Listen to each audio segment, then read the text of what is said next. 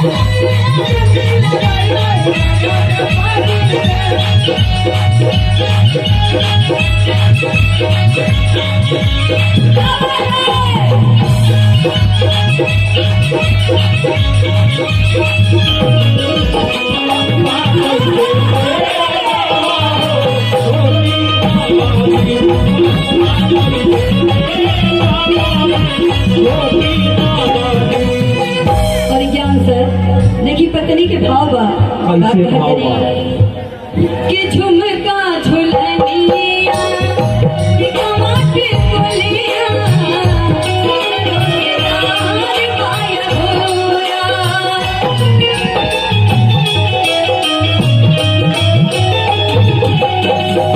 झुमका झुलनिया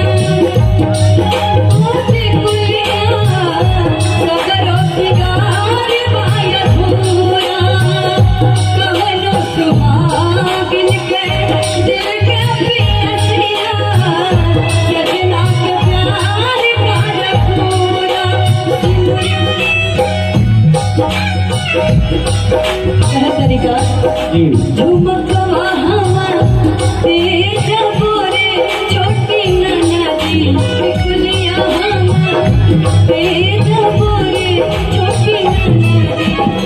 सभी लोग हाथ उठा, सभी लोग हाथ उठा के बता कि बलमुआ कैसे तेज बोरे छोटी, बलमुआ कैसे तेज बोरे छोटी ननदी।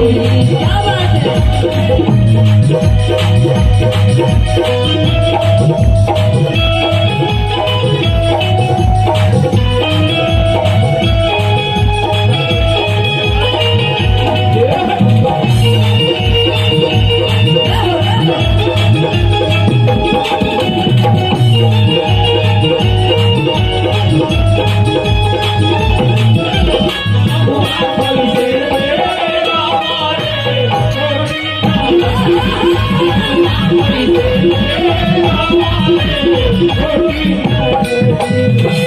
अच्छा सबके समझ में आवता आवता तो तेरी हाथ उठा दी, अगर नहीं के समझ में आवता कोई बात ना। कह तरीका कि घर बार नीमन नीक ससुरावा